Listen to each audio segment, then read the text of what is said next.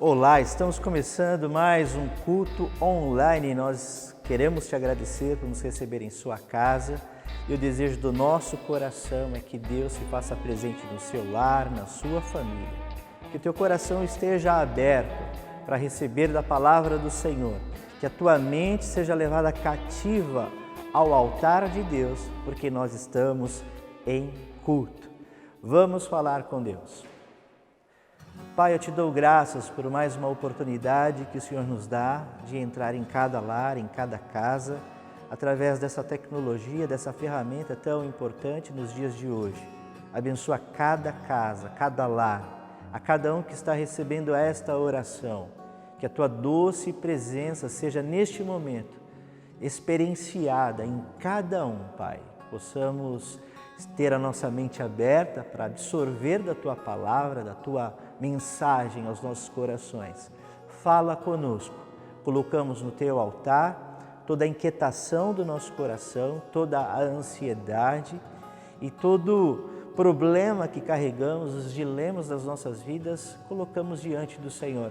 Sabemos que a sabedoria que vem do alto nos dirigirá a boas escolhas, a boas decisões e ao bom entendimento de tudo que nos envolve. Assim eu oro, em nome de Cristo Jesus, entregando este culto nas tuas mãos, hoje e sempre. Amém. Nós estamos num tempo aí de pandemia e pela primeira vez nós teremos o aniversário da nossa igreja agora no dia 18 de julho. A Igreja Congregacional de Camilópolis vai completar mais um ano da sua existência aqui em solo andreense, em solo brasileiro. E nós teremos um aniversário muito diferente daquilo que nós sempre experimentamos nos outros anos, décadas passadas. Será um aniversário diferente e provavelmente nós faremos um culto especial ao vivo, não presencial, mas ao vivo, uma transmissão online. Nós vamos fazer testes essa semana, vamos ver se é viável, se não é viável, mas eu espero que a semana que vem você esteja aí bem disposto a participar deste culto comemorativo do aniversário da nossa comunidade, da nossa igreja congregacional em Camilópolis, aqui em Santo André. Como os irmãos têm lido, têm assistido e visto então as últimas notícias a respeito da pandemia do Covid-19 aqui no Brasil, eu acredito que não seja sensato nós voltarmos aos cultos presenciais, embora nesta semana foi notificado que a igreja ou as atividades religiosas são fundamentais e essenciais para todos os cidadãos. E aos domingos pode-se ter 50 pessoas em um ambiente durante o dia todo. Particularmente, nós não achamos sensato essa decisão e, por isso, nós não retornamos ainda aos cultos presenciais. Mas assim que possível, assim que nós entendermos que a curva do Covid-19, do número de infectados e óbitos aqui no Brasil, esteja em declínio, entrando em declínio, nós vamos pensar em formas de voltarmos aos cultos presenciais. Eu sei que muitas igrejas já retornaram com as suas atividades. Eu moro exatamente na Zona Leste, onde o maior foco de Covid-19 está instalado, e as igrejas ali, elas estão lotadas, é o que eu tenho percebido, principalmente aos domingos. E segundo os relatórios da OMS, em virtude do afrouxamento de toda forma de controle do Covid-19 no Brasil e até pela pressão econômica, as igrejas têm sido talvez a maior responsável pela proliferação do Covid-19. E sinceramente, nós aqui em Camilópolis, da nossa igreja, nós não queremos de alguma forma cooperar para que os membros da nossa comunidade, os frequentadores, possam sofrer algum tipo de risco. Eu sei que alguns membros da igreja tiveram Covid-19, mas não em função das reuniões que nós tivemos aqui em nossa comunidade, porque elas não existiram desde o dia 12 de março. E assim nós vamos continuar até termos um melhor juízo de toda a situação. Enquanto isso, ore por tua igreja, ore pelos líderes, para que logo a gente possa retornar às atividades presenciais e dar continuidade à nossa vida normal de eclesia, de comunidade cristã. Enquanto isso não acontece, nós vamos seguindo por aqui, pelo WhatsApp, Facebook, em todas as mídias que a gente pode ter um contato e uma relação virtual. Nem todo caos é permanente, nem tudo é duradouro e sempre haverá um novo dia e nós estamos aguardando, cheios de fé, pelo dia onde nós vamos nos abraçar, estarmos juntos novamente e seguir a vida como assim tem que ser. Então, enquanto isso não acontece, segura a onda, vamos juntos aguardar com fé até que a gente possa ter com segurança os nossos encontros presenciais. Deus te abençoe grandemente. Já falei demais, neste começo de culto. Vamos adorar ao Senhor com cânticos espirituais. Em nome do Senhor, a Ele toda honra, toda glória, porque somente Ele é digno.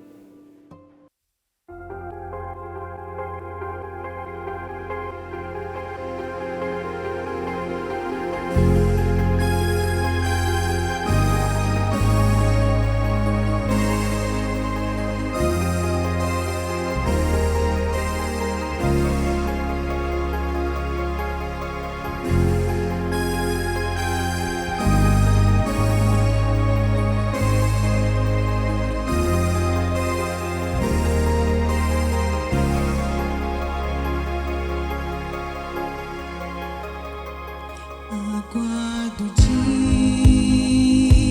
que verei no céu a luz mais forte que o sol, o céu se abrir e ver descer Jesus em majestade, força e poder, tristeza e choro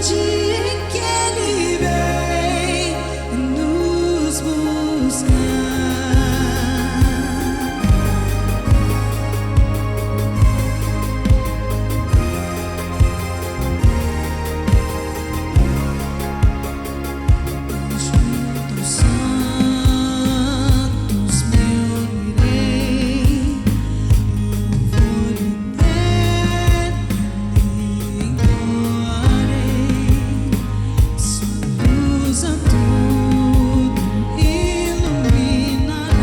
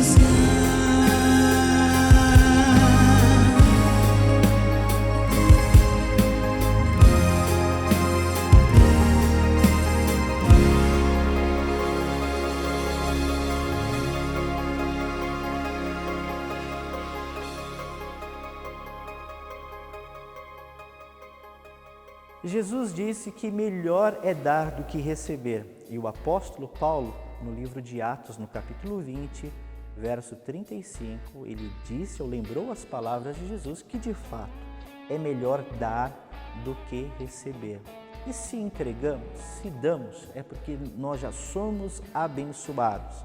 Então eu quero convidá-lo a se alegrar no Senhor e a fazer parte do reino de Deus, cooperando financeiramente, entregando uma oferta, entregando o seu dízimo, entregando ao Senhor aquilo que Ele tem te dado. E certamente o nosso Deus, que tem cuidado de nós, vai providenciar a você tudo aquilo que você necessita. Isso não é barganha, não é uma negociação com Deus, são promessas e palavras do Senhor. Nós dizimamos e ofertamos porque já somos abençoados. E eu quero convidar a você a fazer parte desse mistério, desta relação de entrega voluntária ao Senhor. Tenho certeza que você será abençoado.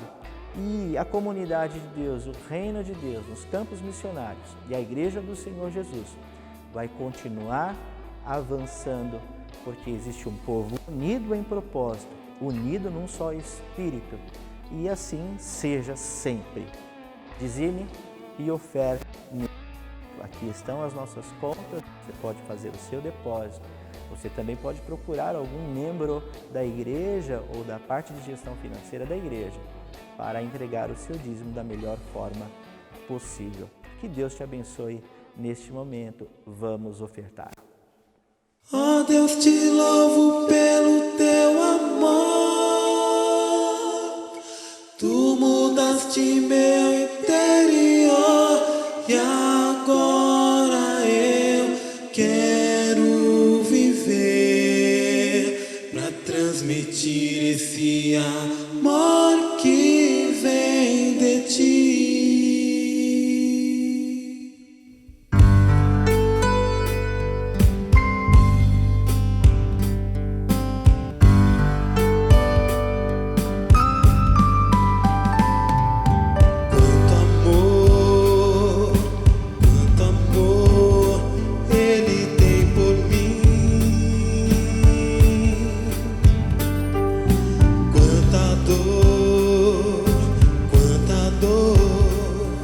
Sofreu por mim, por amor.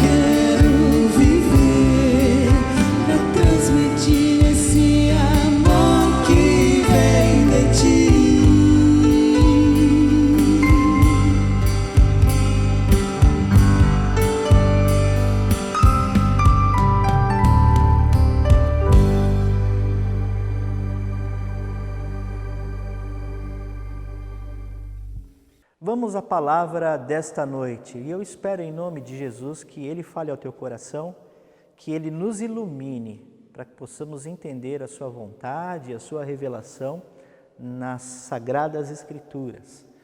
E eu quero chamar a tua atenção hoje para o capítulo 11 do livro de Juízes. Para quem diz que eu não prego no Antigo Testamento, aí vai um texto e uma palavra do Antigo Testamento, no livro de Juízes, capítulo 11. Que, por sinal, o livro de Juízes é um dos meus livros, assim, eu diria que favoritos. Porque o livro de Juízes, ele é um livro pré-monarquia, que levantou, num período de 410 anos, 12 juízes aproximadamente. Esses juízes eram homens e mulheres capacitados por Deus para julgar o povo de Israel e principalmente com o ofício primordial de libertar o povo da garra dos seus inimigos, dos seus adversários. São 12 juízes. E se a gente considerar que Moisés e Josué também foram juízes, aí a gente tem 14 juízes. Os juízes são divididos como os profetas. Existem os juízes maiores e os juízes menores. E quando você vai ler o livro de Juízes, é como que se você estivesse assistindo uma série, só que esta série escrita pela Trindade Produções, porque é inspirada pelo Espírito Santo. Não é uma série da Netflix ou da Amazon, não é uma série dessas, mas é uma série que está registrada aqui, porque são histórias assim incríveis, algumas engraçadas, outras muito trágicas, e são relatos de homens e mulheres comuns e normais. E isso também eu gosto demais e me chama muito a atenção. E o que me chama demais a atenção do livro de Juízes é porque os personagens são pessoas comuns, normais. São homens e mulheres normais, cheios de problemas, com as suas peculiaridades mais, como eu posso dizer, divinamente carnais. E estes homens e estas mulheres são levantados por Deus para libertar o povo, para estabelecer juízo, para trazer bom senso na nação de Israel. E a gente encontra várias histórias interessantíssimas, que parece que é uma série mesmo da Trindade Produções. Parece que é algo que vai acontecendo, que vai te envolvendo. Então, você que está nessa quarentena, assistindo um monte de séries da Netflix, da Amazon, eu convido você a ler o livro de Juízes. É uma série encantadora, uma série incrível e é inspirado por Deus. São esses relatos. E o capítulo 11 me chama muita atenção porque é a história de um homem chamado Jefité, um juiz chamado Jefité. E a narrativa do capítulo 11 começa dizendo que ele era um gileadita e ele era um homem valente. Traz aí as qualidades deste homem, um homem viril, forte, valente, mas era filho de uma prostituta. E ele tinha alguns irmãos, e quando eles cresceram, esses irmãos, olhando para esse bastardo, o expulsaram de casa.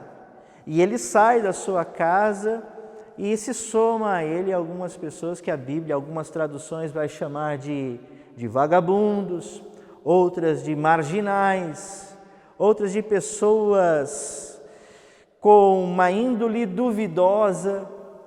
Porém, o Jefité está junto com essas pessoas, formam uma espécie de bando à lá aquilo que nós conhecemos no Brasil, lá nos sertões do Pernambuco, com um personagem Lampião. Ele se transforma num líder de uma quadrilha.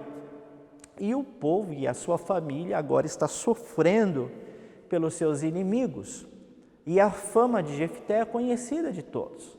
E alguém então sugere, vamos chamar Jefité, e ele vai guerrear por nós. Ele é valente, ele é viril, ele tem conhecimento bélico, ele tem procedimentos militares, mesmo que usado para o mal. Vamos chamar Jefité. Jefité é acionado. O Jefité, que era um homem esperto, ele pergunta: por que vocês estão me chamando aqui?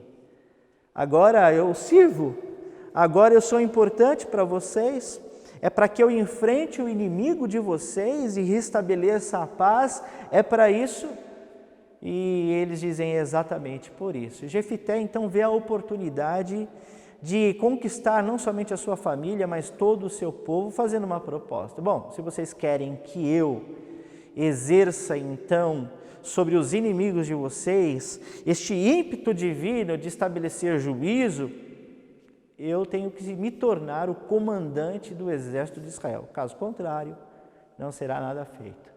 Então o povo reunido e a sua família disseram a ele: olha, então Jefté, seja feito conforme a tua vontade, diante de Deus nós selamos aqui que você será o comandante do exército de Israel.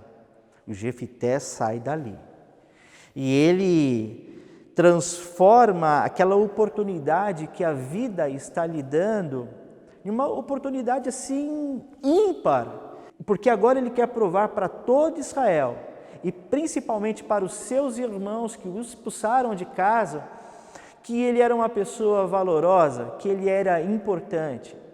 E quando ele começa então ao seu propósito, quando ele começa a fazer o seu planejamento estratégico de guerra, ele faz então um voto ao Senhor.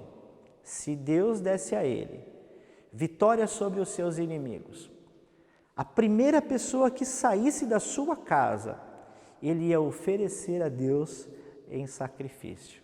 O Jefté então começa os seus acordos diplomáticos com os inimigos de Israel, não dá certo, e ele começa então agora uma guerra, e ele então conquista muitas cidades, vai conquistando, e ao final da guerra ele retorna para casa. E quem vem para receber então Jefté na porta da sua casa, com danças, com músicas, com faixa, com confetes, plumas e paetês, a sua filha.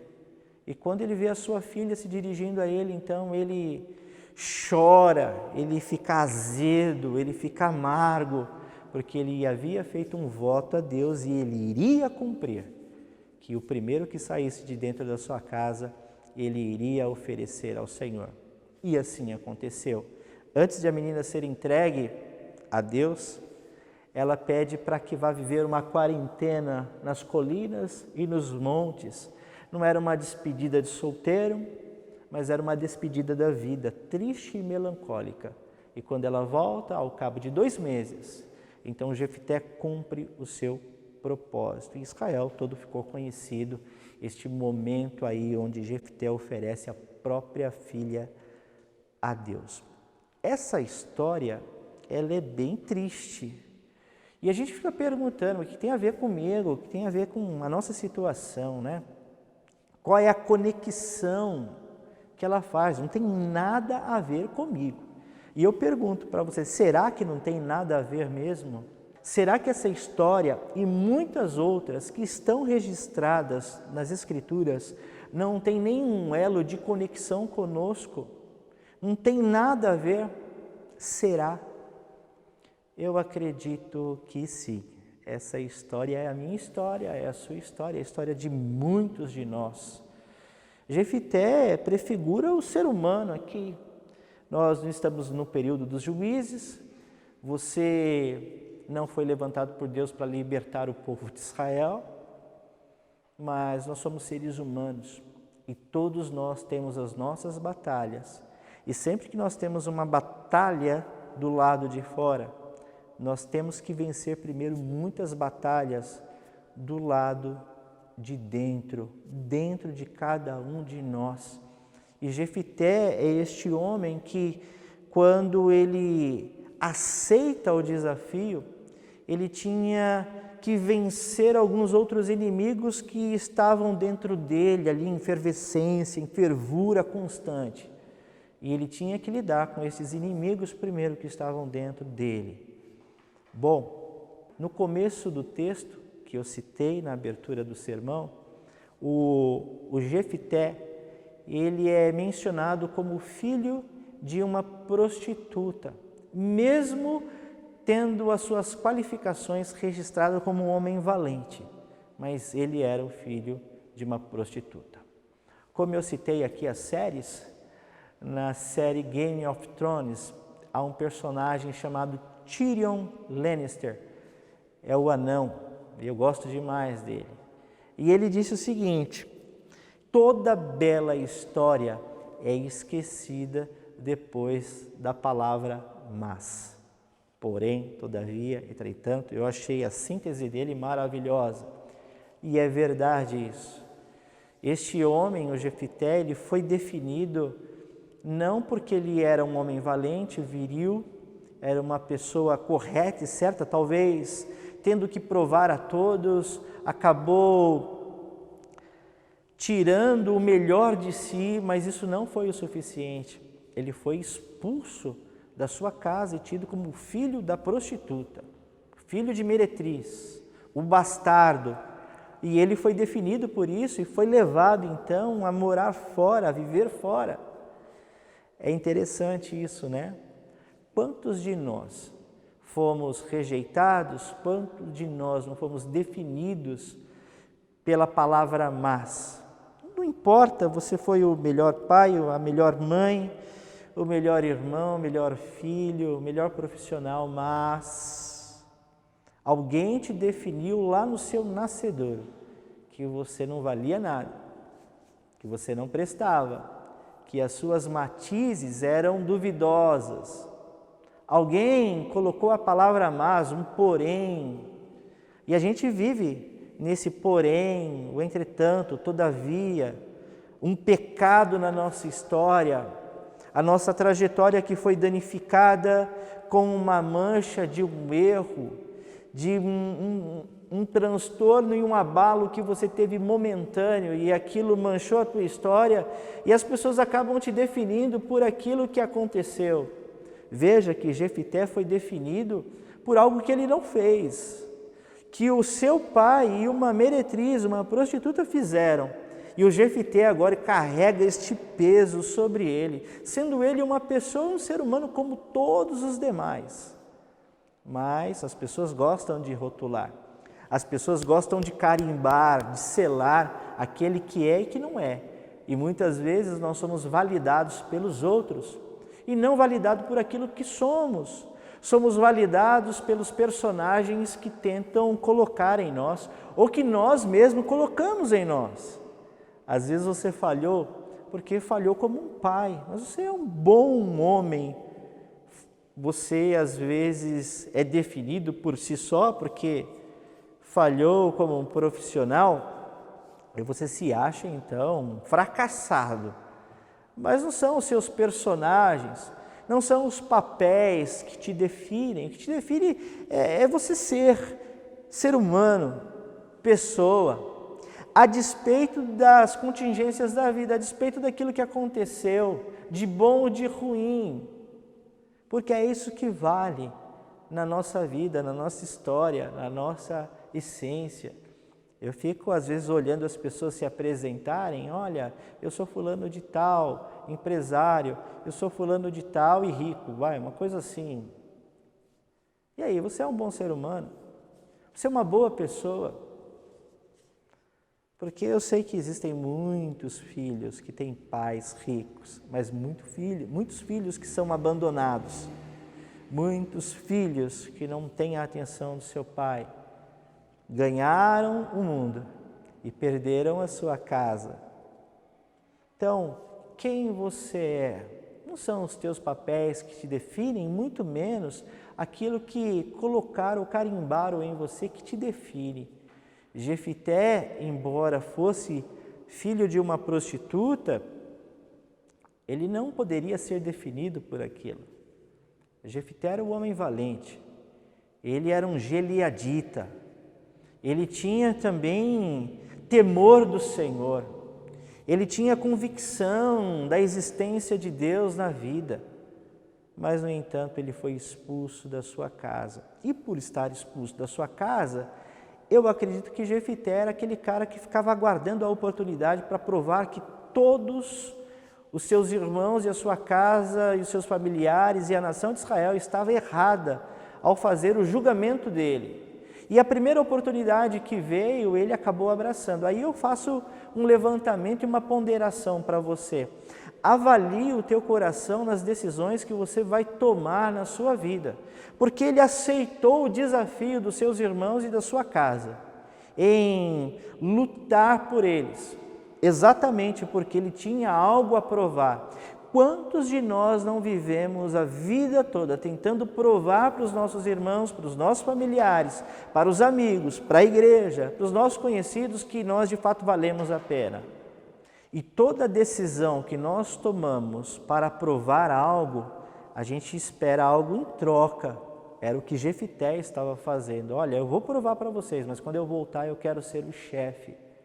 Então avalie o teu coração para ver se as tuas decisões, o teu comportamento não está sendo gerado para você provar para as pessoas, provar para sua mãe, por exemplo, tantas mulheres que têm aquilo que é chamado de mania de limpeza, perfeccionismo na casa.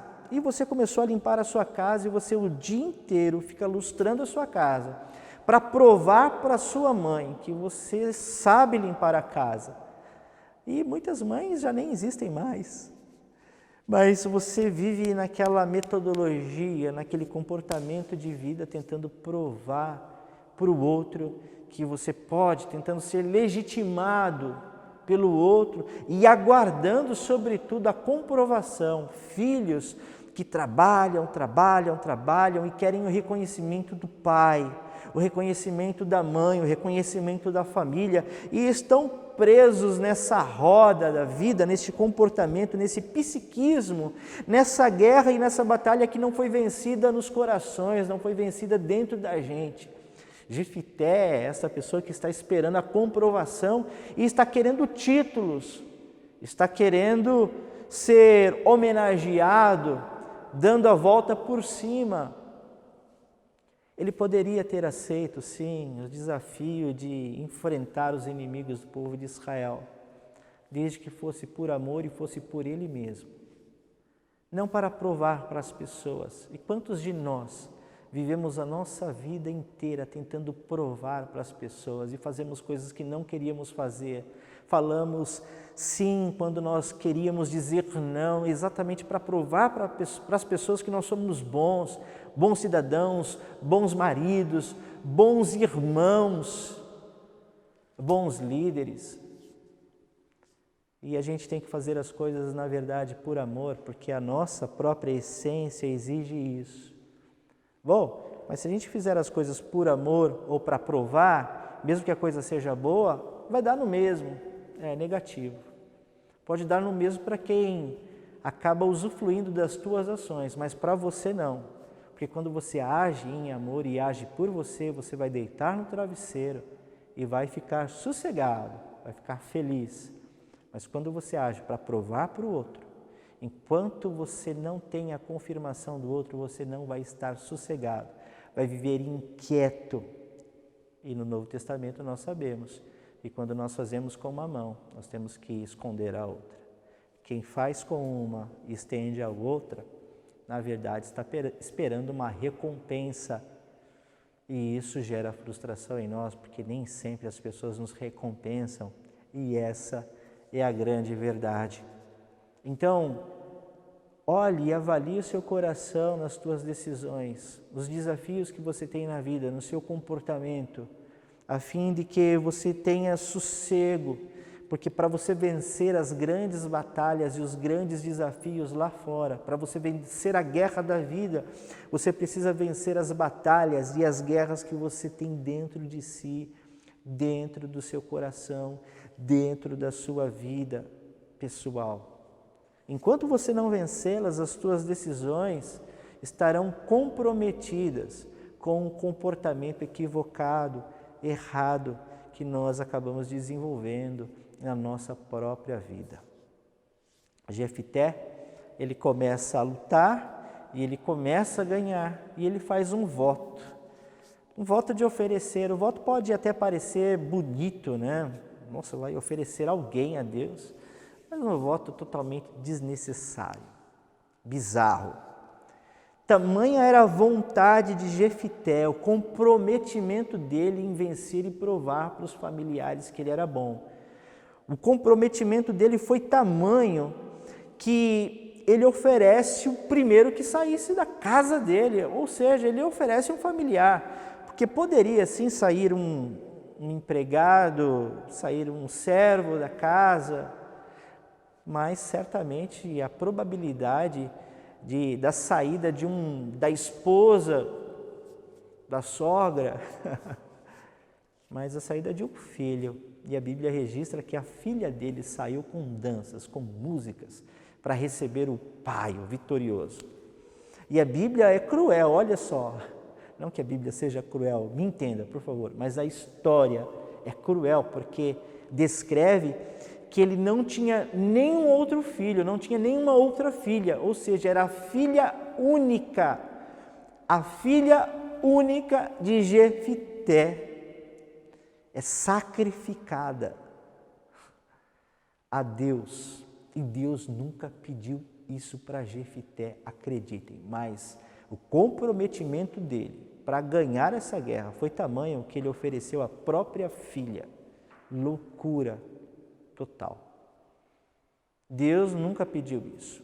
Pediu uma vez para Abraão, mas ele não deixou Abraão cometer, ele estava provando Abraão, ele não queria Isaac.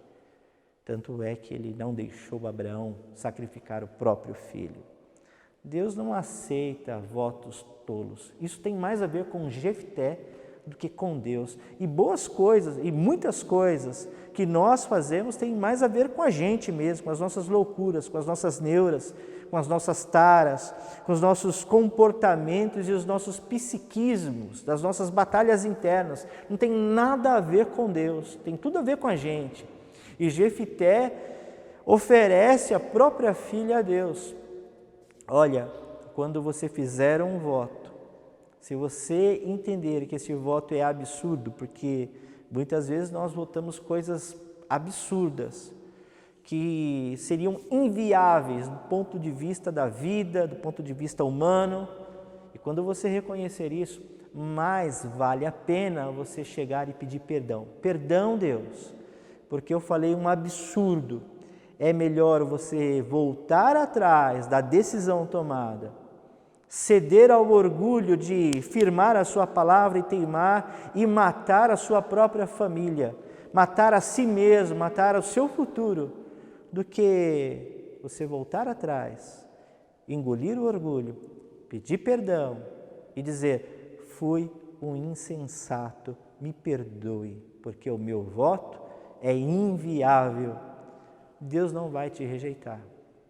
Saiba disso. Coisas inviáveis, coisas insensatas são pertinentes a nós, seres humanos. Nós falamos coisas que não devemos, votamos aquilo que não deveríamos ter votado, porque mais vale é preservar a vida, mais vale é preservar a família. Jefité, na loucura de provar que era uma pessoa importante, acaba perdendo a sua própria filha. Eu comecei a ler um livro na quarentena muito maravilhoso, que fala a respeito de ídolos, do Timothy Keller. E ele fala exatamente isso, as pessoas que se comprometem com o trabalho, com o capital, com o dinheiro e acabam perdendo os seus familiares. Da mesma forma que no passado as pessoas ofereciam crianças para serem prósperos, não é o que fazemos hoje, em nome da felicidade, em nome do dinheiro, do capital, do sucesso, de sermos famosos, nós acabamos oferecendo ou comprometendo a nossa família. Perdemos filhos, perdemos esposas. Quantas pessoas milionárias, ricas, bem-sucedidas, tiveram seu casamento desmanchado, casaram 1, 2, 3, têm os seus filhos totalmente cheio de problemas, de transtornos e tudo mais. Não seria a mesma coisa, a mesma troca? Jefité, em nome do sucesso, em nome da vitória, perde a própria filha. Quantos de nós, em nome do sucesso e da vitória, não comprometemos a nossa família? Existem votos que nós fazemos que eles são absurdos. E na minha infância eu lia esse texto e ouvi os pregadores dizerem o seguinte: olha, se comprometa como Jefité, faça como Jefité, se preciso for, ofereça a própria filha, ofereça a própria família, porque Deus vai te honrar e você será vitorioso. Loucura, não faça isso. Deus está mais preocupado em você ganhar a sua própria vida, porque que proveito há em um homem ganhar o mundo inteiro e perder a sua própria vida, a sua própria alma, disse Jesus. Então, não faça votos tolos, preserve a sua essência, preserve a sua vida. Este texto do capítulo 11 de Juízes é um bom texto para a gente ler e pensar e se ver. Como nós entendemos a Bíblia tem muito a ver com aquilo que nós entendemos da vida. A gente coloca as nossas lupas para poder ler e enxergar as Escrituras. Se você encontrar alguma conexão da tua vida com esse texto que foi lido, então eu espero que você faça esse exercício de, primeiro, não colocar rótulos em ninguém. Veja as pessoas como humanas, como seres humanos. Não julgue ninguém, como os familiares de Jefté fizeram com ele. Mesmo ele sendo uma pessoa valente, com boas qualidades, mas ele era o filho da prostituta. Então não julgue ninguém, não tente carimbar em ninguém. E se você foi o carimbado, se você foi o julgado, ao tomar decisões, não tente viver provando para os outros. Viva a sua vida, tenha a sua mente, a sua consciência livre diante de Deus para viver a sua vida. Não viva esse infortúnio de ter uma experiência de peregrinação, tentando provar para as pessoas quem você é. Isso é loucura também, é insensato. E Jefté fez isso. E para provar que era alguma coisa, fez votos tolos. Não faça um voto tolo na vida, em nome de Deus. Os reinos são importantes, as conquistas são boas, as batalhas lá fora são maravilhosas, mas nenhuma batalha é vencida lá fora se ela não foi vencida aqui dentro. Se você não venceu as guerras que você traz no seu coração, na sua história, lute elas primeiro e vá de cabeça erguida lutar as batalhas de fora. Porque se você vencer aqui dentro, certamente você se dará como vitorioso. Vitorioso. Fazendo assim e olhando para este espelho das Escrituras, a gente vai ter uma vida melhor. E graças a Deus que nós temos este registro na Bíblia. A Bíblia não é um conto de fadas onde tudo é certinho e bonitinho. A Bíblia traz a história de todos nós, relatadas em ângulos, em perspectivas diferentes, mas somos humanos como eles foram. E eu te convido, então, a ter uma vida mais tranquila, a ter uma vida sem provar nada a ninguém, sem julgar a ninguém, a ter uma vida sem votos tolos e a vencer as batalhas que você traz no seu coração. Em nome de Jesus. O sermão de hoje foi uma conversa contigo. Que Deus possa te abençoar grandemente para a glória do Senhor. Vamos falar com Deus. Senhor, eu quero te dar graças por esta palavra. Quero te dar graças porque o Senhor fala conosco até mesmo nessas histórias que nós lemos. Eu quero te agradecer porque nós encontramos conexão com a nossa história, na história de Jefté. E pedimos ao Senhor que nos abençoe através daquilo que absorvemos nela. Assim eu oro, pedindo a tua bênção nessa semana, por toda a tua igreja, por todos aqueles que estão ouvindo, ó Pai, este culto, recebendo este culto e prestando a Ti esse culto, melhor ainda. Em nome de Cristo Jesus. Que a graça do nosso Senhor e Salvador Jesus Cristo, o amor de Deus, o eterno Pai, que a comunhão e a consolação do Santo Espírito de Deus estejam em nossas vidas hoje e para todos sempre. Amém e amém. Jesus é o centro de tudo que há. Jesus é o centro de tudo que há. O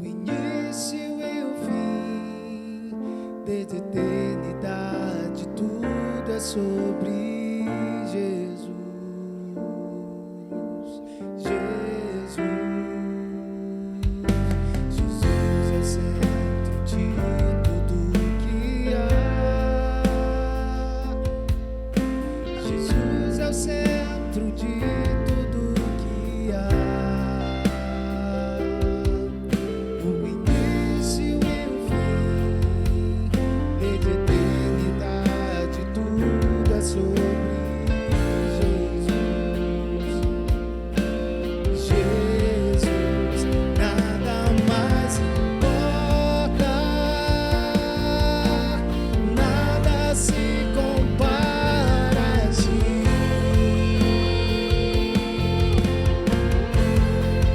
Jesus, tu és o centro e tudo aponta para ti.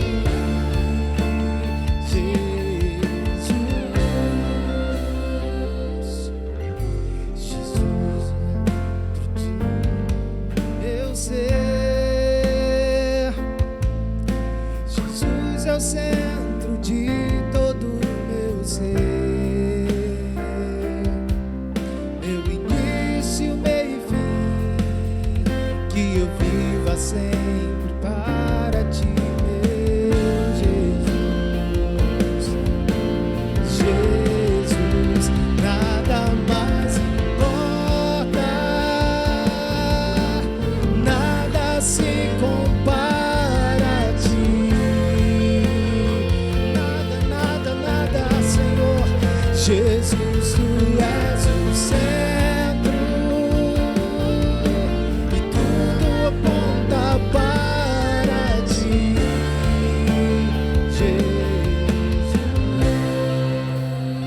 Jesus. Que em meu coração Cristo seja o centro e todo meu ser mostre quem tu és. Que em meu coração Cristo seja o centro e todo meu ser mostre quem tu és. Que em meu coração Cristo seja o centro e todo meu ser mostre quem tu és. Que em meu coração Cristo seja o centro e todo meu ser mostre quem tu és.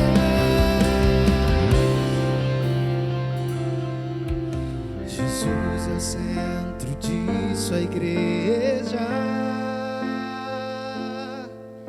Jesus é o centro de sua igreja. Um dia ele virá, como igreja eu vou me encontrar com Jesus. Jesus, Jesus, Jesus, Jesus. Declare: Jesus, Jesus, Jesus. Que em meu coração Cristo seja o centro e todo o meu ser mostre quem tu és. E em meu coração Jesus Cristo seja o centro e todo o meu ser mostre quem tu és. E em meu coração Cristo seja o centro e todo o meu ser mostre quem tu és. Aleluia, Senhor. Senhor, que seja essa nossa oração, Deus. Que todo o nosso ser, Senhor, que todo o nosso ser possa refletir Jesus, Senhor. Ah, Senhor, nós queremos refletir o Teu brilho, Senhor. Nós queremos, Senhor, ser a resposta para esse tempo de calamidade, Senhor. Como igreja, Senhor, nós queremos se levantar, Senhor, mostrando quem Tu és, Jesus. Aleluia, Senhor.